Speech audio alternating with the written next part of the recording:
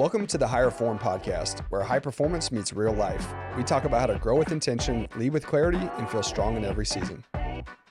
Welcome back to the Higher Form podcast. Today, I have a Kansas City native, a strength and conditioning coach, and an amateur cook, Mr. Dalen Reed, joining us on the show. Yes, sir. Yes, sir. What's up, man? How you doing? I'm good. Thank you for having me. Yeah, of course. You know, I appreciate you giving me the time to acclimate to the invitation, and I'm here. It's a long overdue opportunity. That's what they keep telling me. I didn't really feel like, you know, the pressure to get on the camera or come on the podcast, but I'm a support. You know, I'm here. I appreciate that. I feel like Dalen's a man of few words until you get him to open up, and then he's got some good wisdom. Yeah. I do want to start with like the amateur chef thing, because I didn't know that you had it like that in the kitchen. Yeah. You told me a story earlier. I got to rehash it. You were at the store the other day. Yeah. So I live downtown, and went to the spice shop at the city market. Like, it's my frequent grocery pickup. Mm-hmm. And you got to have a whole like vibe when you grocery shopping. So I got my headphones on, I got my recipe book, and I'm going down my grocery list and I'm picking out my spices. And I caught a lady looking at me. She was kind of like checking me, see what I'm doing. And after a few minutes, she come over and she tapped me and she asked me if I was a private chef. And I've never been a private chef, and I did anything like that. But I thought it was kind of funny. We chuckled. I told her no, but we had a little conversation. She ended up asking me my recommendation for how to cook a rack of lamb and what type of spices I would use. And so I just kind of went in my creative bag of what I would do. Based You on, told her? Yeah. But so you told me, I asked her what type of dish she was trying to create, what type of flavor she wanted. What was it for? Was it for her? Was it for like a dinner party? And then we talked about it, and I just went for what felt like it made sense. All right, so now everybody's begging to know. Nah, I secret sauce. How do you? Look, you know what I'm saying? Link in bio. Come and book me. I got you. I had no idea this dude had it like that in the kitchen. What is your favorite thing to cook then? We got to start with something. You gotta give the people something. Gumbo. Gumbo's my favorite thing to cook. It was one of my favorite dishes growing up. My mom made it a lot. Any specific protein choice there?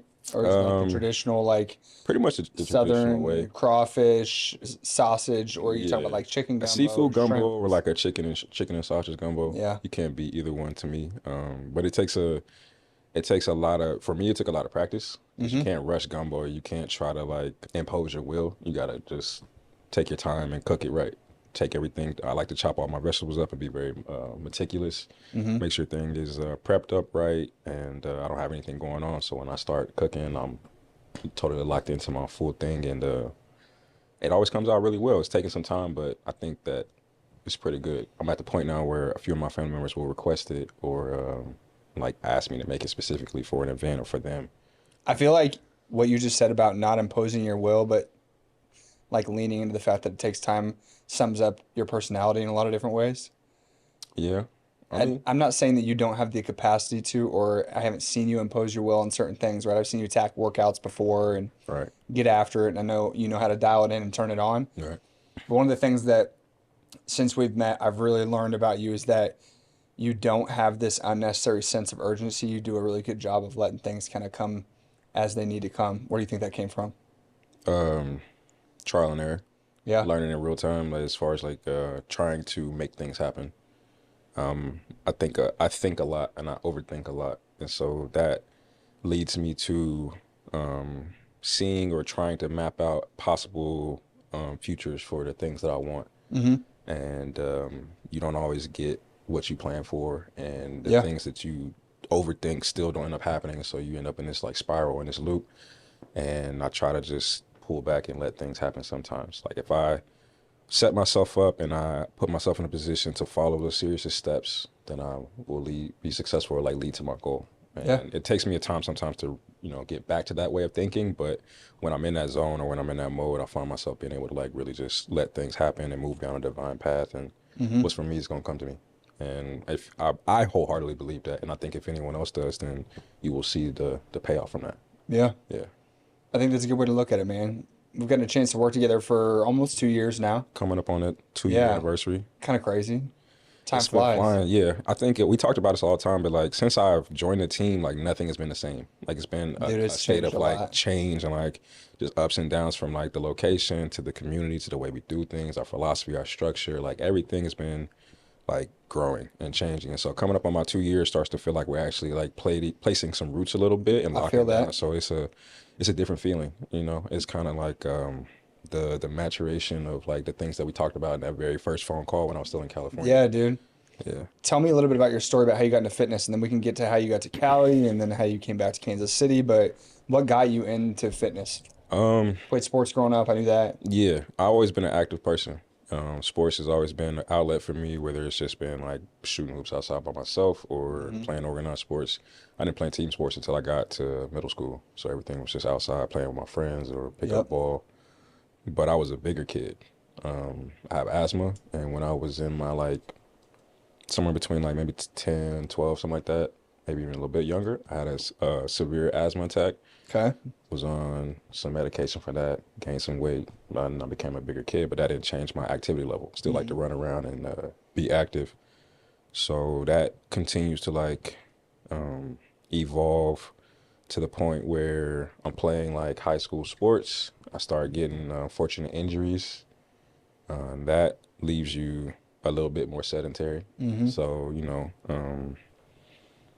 once you overcome those things, and I graduated high school, I found myself like still wanting to be an athlete, still want to train like an athlete, but I don't like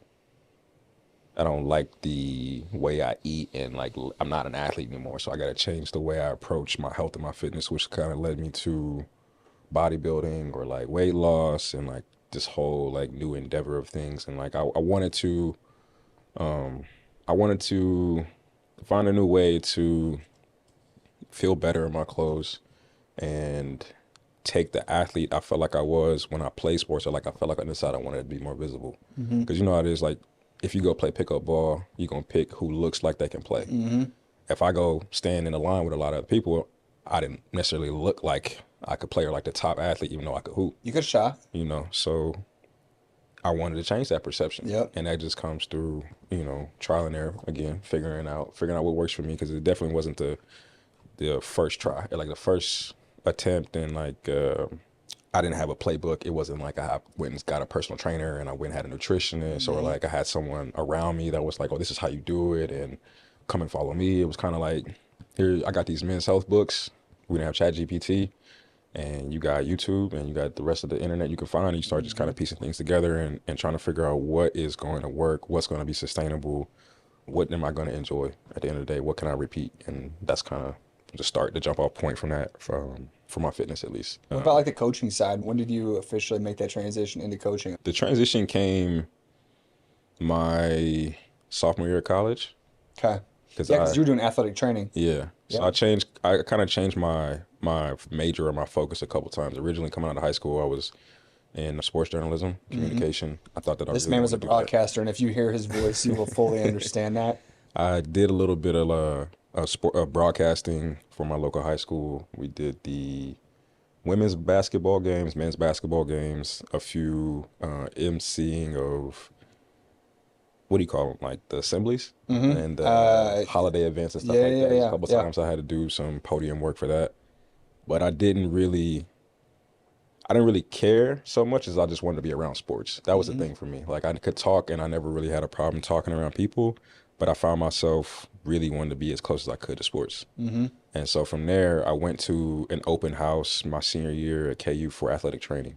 And that was like a whole new chapter, like a new light bulb went off. I didn't know you could do this. I didn't know that this was a thing. And for me, coming off my second knee surgery, it was like, this feels more aligned to like what I really want to do, like helping people, helping athletes avoid the unfortunate circumstances that I found myself. Yep. From there, I was able to be awarded a scholarship at JUCO at Johnson County Community College for the student athletic program.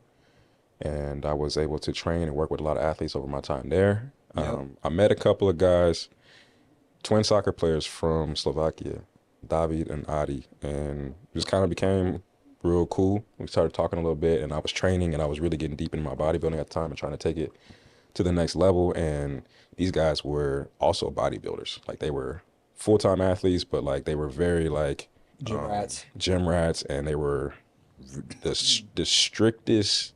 They were the most disciplined college kids I'd ever met as far as their diet. Yeah. Everybody else was eating fast food or Drinking or just not eating or missing things. And they were on the bus eating boiled chicken and potatoes before a game. And they didn't miss it. And it was like clockwork. And it wasn't hard because they knew what they were trying to get to.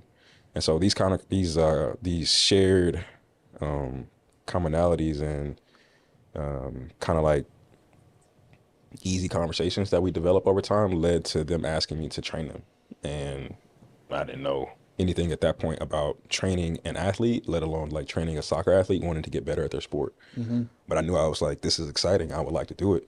So, okay, cool. Let's go do it. And we went out to the field, and I remember like weeks before, like just being on YouTube and looking at articles and reading how to train a soccer player, like what is the best, what is this, how do you keep someone safe, like what are signs and symptoms to look for because it was middle of summer, so like what is signs and symptoms of heat stroke, and like there were things that I was learning in class, but it didn't necessarily apply to sports performance, strength conditioning. It was care and prevention of athletic injuries, and it was all athletic training focus, which is there's a little bit of overlap, but not exactly what I was looking for, what I was trying to get into. And so I really appreciate them for giving me that shot, and we worked through it. I'm sure, like if I go back and like look at it with a bird's eye view, the drills probably looked a little crazy. Yeah, dude, and all over the place, man. It's way easy to look back and judge the early stage trainer. Yeah, man. So we got out there, but we did it, and we did it probably for about 4 or 6 weeks, like once a weekend, or maybe like twice a week, depending on like what our schedule was.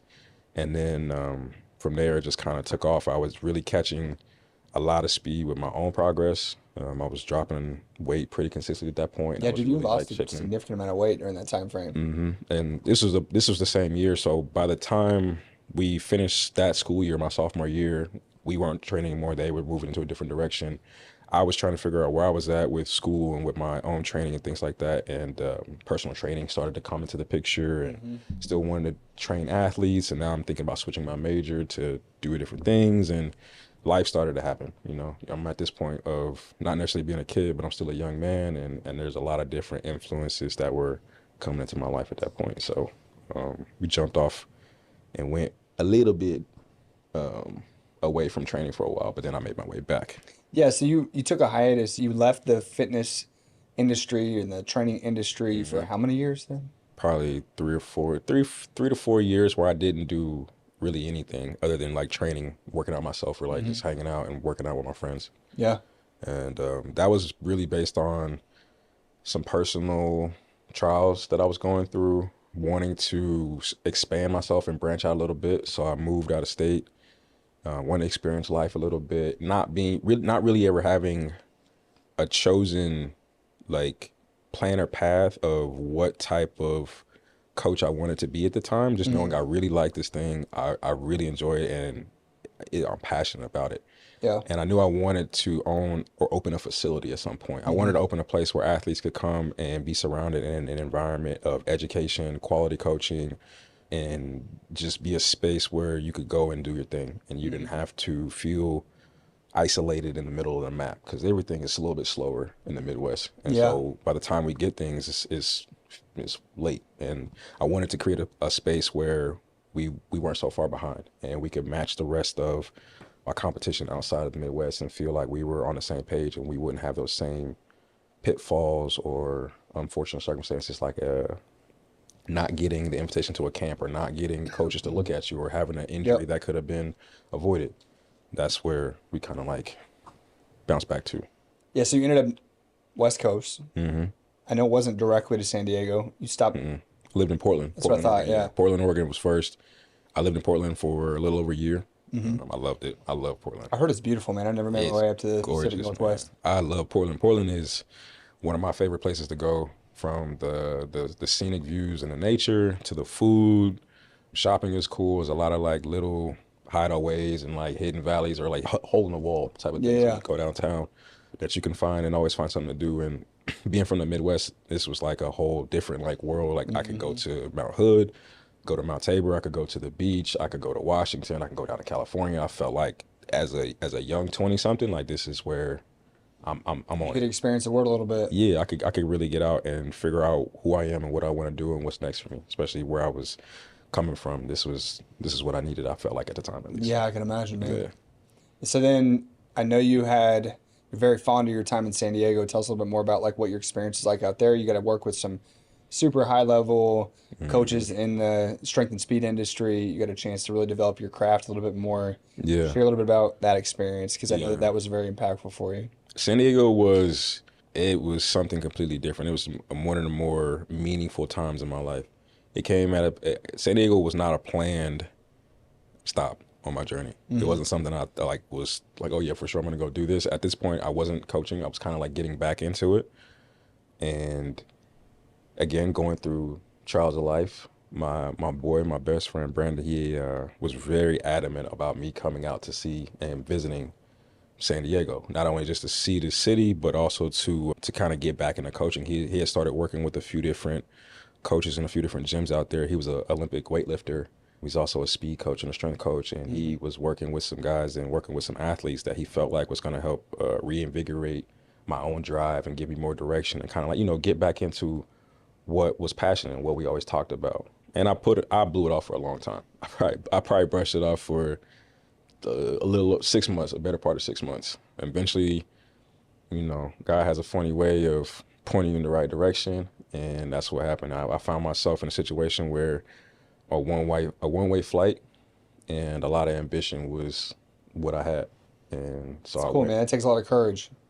It does. It never really felt like the biggest thing at the time until you get out there. Like taking the flight out there, getting there, it doesn't really feel like you making the move you're making. But as you settle in, you're like, all right, I'm looking at the opportunity I have, and I had the tremendous opportunity to work at a gym, athletic culture in Chula Vista under a great coach. His name is Dusty Infuso. This dude, the real deal. I cannot say enough good things about Dusty, from the person he is, the environment he created, the high level coaching. Everything was just next level, and it was very authentic and organic. It was never anything forced. Like the West Coast culture, and at least where I'm from, like it's a lot of parallels in the way that like we interact, we talk, and the way we kind of like form a kinship. And Hmm. so, you know, when I got out there, Dusty told Brandon like, pull up. Like, that's kind of like that's a common thing. Like if you really want to be in this environment, if you want to make a difference, here's an opportunity, but you Hmm. gotta show up. So that's what we did. I pulled up to the gym and I met Dusty and I met the some of the other coaches at the gym. And that first day was just like watching, just being a fly on the wall and seeing what this thing he had created. Dusty's not from San Diego; he's from Florida, but you wouldn't know it if you went there. Hmm. Like the community, like I said again, the community and the family that he's developed out there is so unique, and it's the thing that can like reignite a person when you're around it because it's so real. Because you're Yeah, around man. people that want to be somewhere. They are certain of their direction and they exude this energy and this sensation from the moment they're there. Is from the kids to the adults and everywhere and anybody in between. It's like, okay, I like this. I want to be here, Yeah. and that was the starting point for sure. Well, it's just crazy because we've talked a lot about how important environment is and culture is, Hmm. and you have had your own experience with Yeah, not being in the right one, then being in the right one, and know what it feels like when you get there. And it's almost hard to explain when you come across something like that where you didn't necessarily expect it, but all of a sudden you show up and you just like feel it. yeah, You know what I mean? yeah. When you know, you know. I have had a lot of opportunities coaching to be in some great organizations and to be in some choice opportunities, but nothing felt as good as it did when I was at AC that Hmm. for that first time. And it's it was like it was easy. You know what I'm Hmm. saying? Like it's not hard to wake up and go someplace you want to be. Yeah. It's not hard to spend an extra hour or to listen to somebody or to put yourself out there when you enjoy where you're at or you confident in the mission or in the thing that we're trying to achieve Hmm. out here. And that's what it was. Like you had a couple of guys that were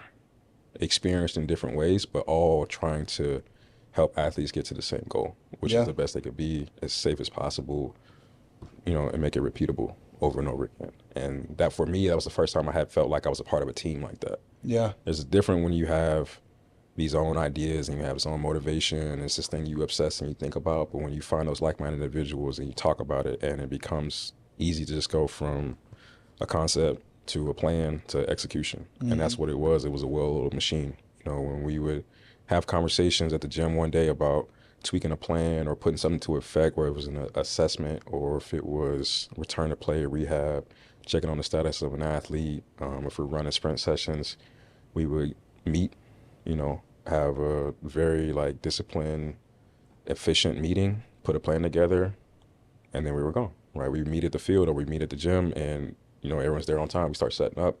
Everyone knows their role, and we start clicking, hammering it out. And that again is the next level feeling where you're like, okay, being a part of something bigger than yourself that is positive and that is going to prove successful and prove results for another person. It's a special feeling, it's a special opportunity, and I can never take that for granted. That was everything, especially like I said, where I was coming from and what I experienced. Like, this was the next chapter, and it was like the thing that like reignited my desire and my passion to like coach and wanting to push not only myself but push like the athletes that I have an opportunity to be around to the next level. I do remember our first interaction over a Zoom call. I remember that being like crucial for you. That was one of the things that you hammered home the most, and I knew that it was going to feel like a good natural fit here because of how important that was to you, because it's something I value a ton as well. We spend a lot of time and a lot of effort working with people, whether it's in an athletic setting or more of a general population setting, like what we typically see more of here. And being around other like-minded people who can, align on a common vision, I think is super important. So it was neat, because I do remember that first conversation, you being like, what's the culture like there? What do your coaches do? Yeah. What is it? You ask questions that not a lot of other people ask in interviews, because they're looking for a job, right? They're not looking for a culture. And you could tell that the experience you had was meaningful and super impactful, because it set a new standard for what your expectation was. For sure. And having heard some of what you just mentioned, it makes more sense to me even now maybe than it did before, just knowing that when you set that standard, you can't go backwards. Nah. Especially if that was the thing that reinvigorated you and brought you back to life. Yeah. I mean, I was aware of everything that I was stepping away from. Yeah. And this wasn't an easy step away. This wasn't something I took lightly. I definitely felt like I was a part of a winning team. And so the decision to come back home was not an easy one. It wasn't something that was like quickly decided. And if I'm going to do this, then I want to try to find a similar environment or something that I feel like is something authentic and close to what I am in right now. And if I couldn't do that, then I didn't want it. Yeah. I've had a job. I can get a job. That's not hard. I want to be someplace where everybody is on the same page of making a difference. And aside of that, I want to be around people that I like. People that I really enjoy. My energy is pretty easy to read most times if I'm not having a good time. Yeah. So I can vouch for that. I never really have. It's hard to have a bad day out there. Yeah. In San Diego and like at the gym, like even if you wake up and things are kind of tough, by the time you get to the gym, you start getting things going, or you start talking to the athletes, you start talking to the coaches or the members and the family, and everything's cool. It's all right. It's because of each one of those individuals that come through the gym. And, when we finish a session and we're sitting around just talking, or in between, reps where everyone is huddled around the monitor because we want to see, like, did he break his miles? Did he hit that next mile per hour? Like, did he break that next split? Like, when we're pushing each other on, when we're huddled around the TV watching the football game together, or watching the Padres play or something like that. Like, those moments make things like these priceless experiences, these priceless relationships. And I wanted to have that same situation when I came back home. I wanted to have a hand in creating that same type of environment and allowing other people to experience what I had gotten to experience out in San Diego. And I've felt you bring that to our culture.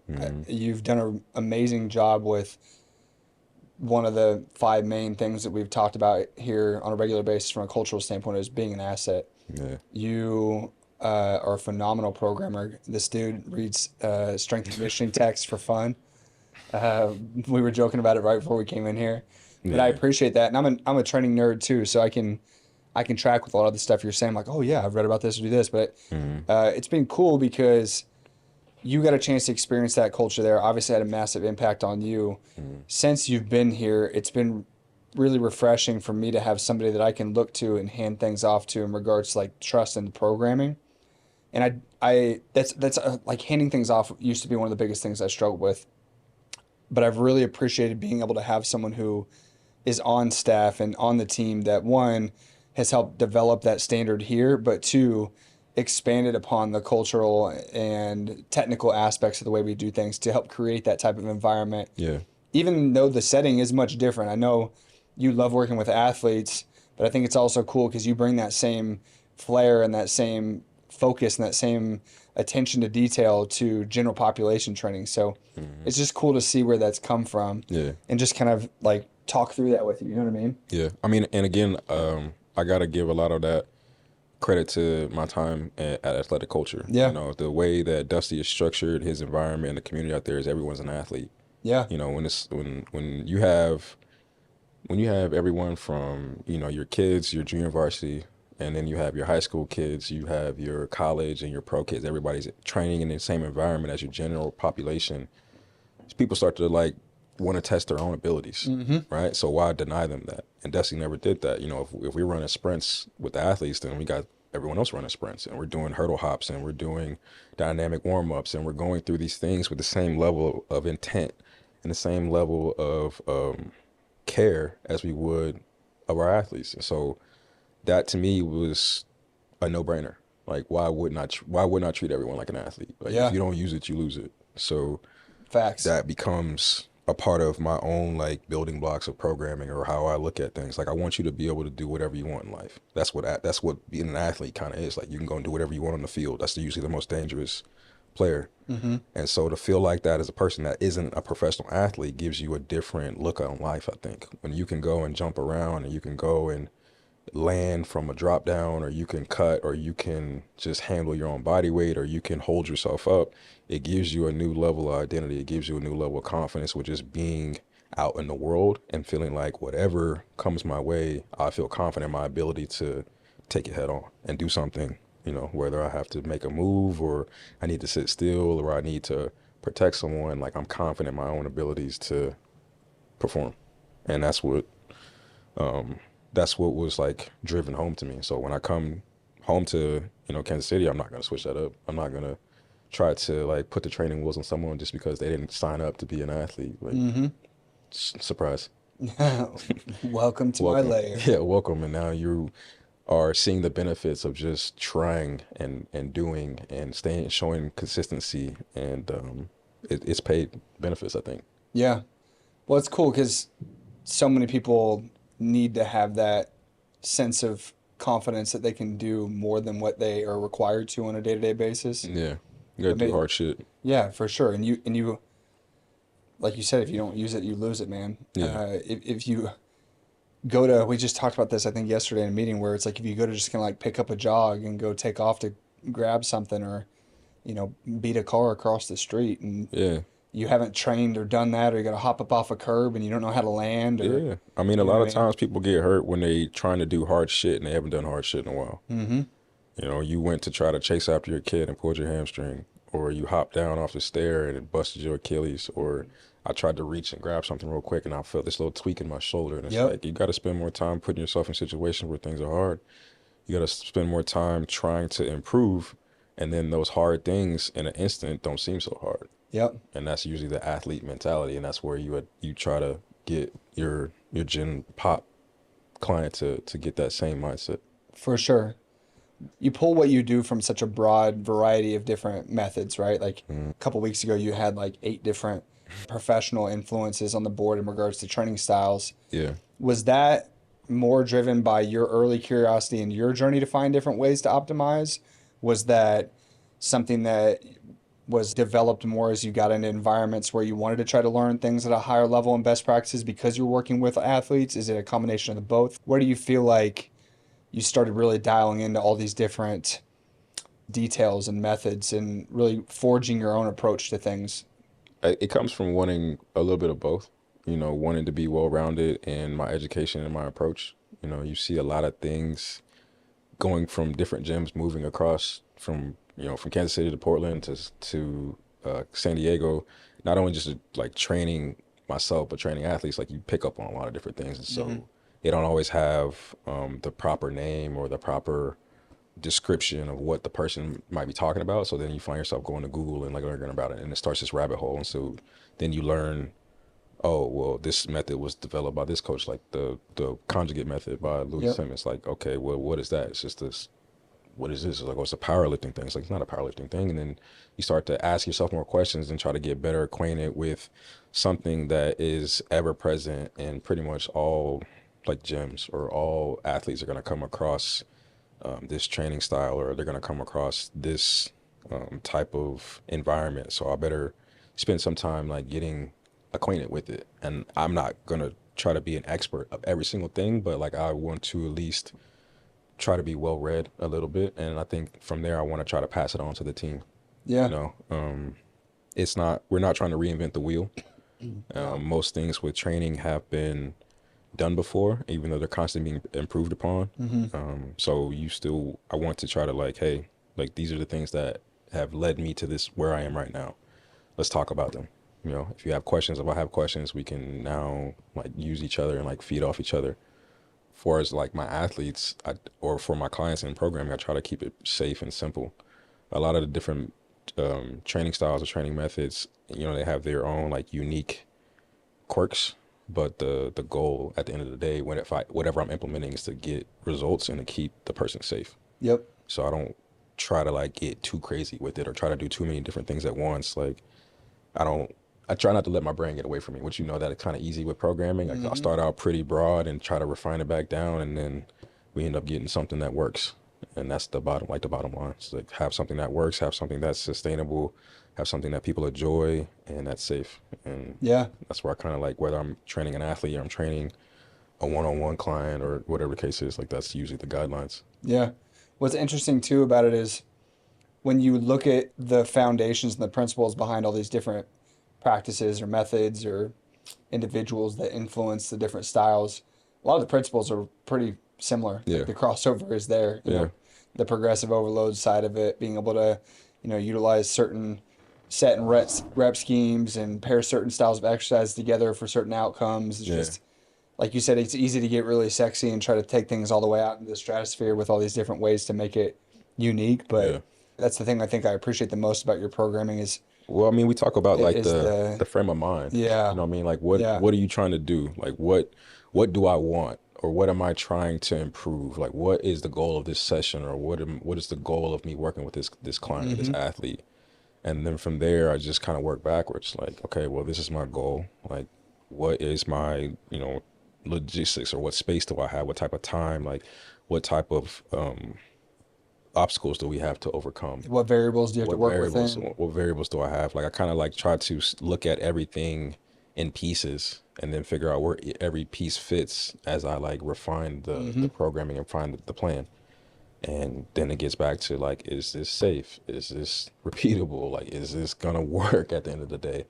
And I end up, as long as I check those boxes, feel confident implementing a program and running it.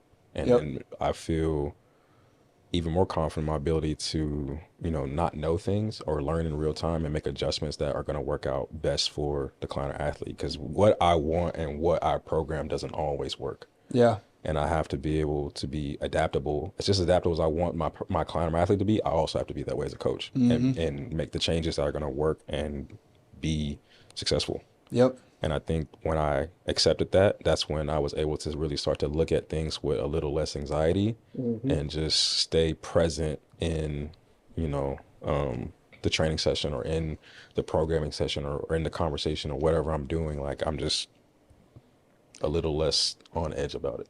Well, it's like I got this base. I feel confident about what I brought to the table, but I know that life and sessions and people. Yeah, because everything's not going to go change according to plan. Like I remember my very first training opportunity in San Diego, I was working with our junior varsity, which is like our youngest group. And, you know, I don't have kids. So working with kids for the first time after not coaching for a period is It's a little bit of an eye-opener. Yeah, it's a little different. And everybody's got their own personality at the higher levels. So that's not different with kids. And so you have a lot, the task of building rapport and trying to figure out how to run a structured training session and how to get the best out of these kids when they might have had a moody day or they're not feeling it or someone is poking them in the ear or, you know, they didn't get their snack or whatever's going on, or maybe they just don't feel like it today. Yeah. Like these are the things you kind of got to figure out how to circumvent and still have a quality session or still get to the goal. And so you know, those experiences help shape me and help me get to this point. Whether it's the kids are going to the next level and going from there. You made a comment a minute ago about not getting overly anxious about, what you did or didn't do or how perfect something is. And I know you and I have talked about, like inner chatter and overcoming second guessing and over analyzing and some of those things. What do you feel like is some advice you have for people who maybe deal with the same thing where they find themselves having a lot of conversations in their head that are maybe not conducive to the direction they want to go, whether that's with a personal goal or other things they have going on in their life? I would say my first thing is try to surround yourself with good people. The people I have around me keep me going because like I said, I'm a thinker and an overthinker, and I have the blessing of having a few people around me that I'm able to like let those thoughts out or disconnect and spend some time like not so stuck in my head because I can't do it by myself. The times where I've tried to just turn super inward and muscle through it and just push it to the side or whatever, it always ends up backfiring. And so, learning the hard lesson of I can't do it by myself and trying to get a quality tribe around me was the turning point. And then just being comfortable with not being okay sometimes. I think as coaches, you always want to be on and you always want to try to be the example. Yeah. And we're all not okay a lot. It's a lot of stress from the job. It's a lot of stress from life. And when you are supposed to be this shining example of something, it can contradict that whole inner monologue. And I got okay with just, some days I don't have it. And that allowed me to find a way to get it by the time like I got to my session. Like I don't have it, but I'm not running from it. And so I think through how I feel, I process how I feel, and then I get back to the objective. And it's a choice, and it's an active dance every single time that I encounter that. It's not like a one and done. I'm pretty quiet, and so I'm always in my head, and so like I'm usually having to like have that mental like talk with myself, like think logically or think realistic about things, and don't let it get too far. And then when I get myself in that loop, and it feels like it's getting a little bit more intense, then I'll find myself like hitting up some of my friends or going on a walk or going to do something that allows me to share in that. And thankfully they allow me that space too. You try not to dump too much on people because we all got stuff, but Yeah, for sure. you appreciate when you have that space to connect with somebody and to feel that like shared community, shared family of like, all right, they got me, I'm cool, like I can take a little bit of this off and I can get back to myself in a second, and then I feel even more energized when I am like back to 100%. Yeah, I feel you, man. I appreciate the insight on that because I think it's easy, especially as a male in our society, to try to toughen through things Yeah, for and sure. Yeah. and be like, "Nah, I'm good. I don't need no help." Well, my demeanor, the way I like present myself in a room is always pretty like stoic. Very. And I so, remember literally like the first 6 months we worked together, it would be like every few days I'm like, "Are you good, bro?" Like, yeah, and I'm then good. one time you finally sit down and you're like, "Hey, If I don't say nothing, I'm good. I'm straight." Yeah. And it's weird that you keep asking me if I'm good Yeah. because It's weird. nobody's ever asked me that Well, it's much. like in a consistent basis, because you're very good about checking in on your people, and like the check in of just being like, "You good?" Like, yeah, I'm fine. And I know it means well, and I know what you mean by it, but I just want to be like, I want to tell you something about me. Yeah. I'm good. If I like, because if I have an issue or something like that, I have no problem like going in and Yeah, having for a sure. And I've conversation learned and that. addressing. It's like I'm just very comfortable. Like I call it being in the cut. Like I'm very comfortable in the cut. I'm very comfortable like just doing my thing. Yeah. And sometimes that can give off a demeanor like I don't need any help, or like I don't want to interact, or don't want to have a conversation. It's not the case. Sometimes it is, Yeah. but I'll tell you that too. You know what I mean? But I'm just a human like everybody else. I go through my paces and I have good days and bad days, and it might not show on my face or whatever, but you know, I have no problem being like, I need help sometimes. Yeah. And like there are times where I want to be a help for somebody else. And so we tough, which is, I love the fact that, I'm looked at as tough, but at the same time, I want to be looked at as a person. Yeah. And looked at as like a regular human coach. So whether it's a client or an athlete, they feel comfortable coming to talk to me or connecting, or You do it a feels like a safe space. phenomenal job with that. You've gotten, and we've gotten a ton of feedback around how much people enjoy working with you. And you're not the rah-rah coach. You're not the one that is going to sugarcoat things, Mm-mm. but also put this unnecessary pressure on people. I think you do an amazing job of staying even keel. Mm-mm. And it's like, I'll tell you good job if you do a good job. Yeah, I'm You gonna know what I mean? always But big you up. I'm not gonna sit here and just like fluff you up for no reason. You got to Nah, earn it, you know? nah, because I mean, I wasn't raised in that type of Yeah. environment. I don't spend time in those environments where you get the participation trophies or the bullshit. Same. So I'm not going to perpetuate that, whether Yeah. it be in my professional or my personal environment. Like, Mm-hmm. I want you to know what the real is and what's up with me. You'll never have to feel like I am just pumping air or just blowing smoke, as it's not gonna happen. If I'm singing your praises, or if I'm telling you I believe in you or something like that, or if I'm telling you you ain't got it, that's what I really think. That doesn't mean it's the end all be all. We can't do something about it, but it's honest, Yeah. you know. Well, and not a lot of people get honesty nowadays. Things are sugar coated a lot. It's a fast paced environment. Things happen quick. I think a lot of times people run away from being real because it's hard to be real. I think in this environment that we're in, people are already pretty hard on themselves, Mm-hmm. you That's know. true.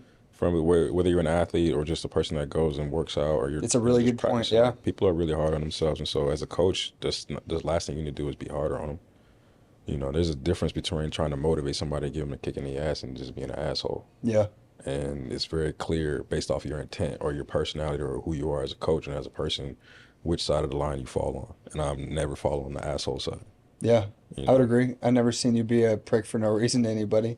shit is hard enough. I Yeah. mean, it's hard enough. Why not? And I want you to feel comfortable in a space where you can improve yourself. Yeah. So the last thing I want to do is give you a bad conversation or like rub you the wrong way or just not let you feel less than that in this in space. Like, that's not what this is for. That's not what I'm here for. So I'm not gonna put any energy into that. And Mm-hmm. I'm gonna also be fiercely protective of that environment or the people that are in that space if there is someone on the other side of that.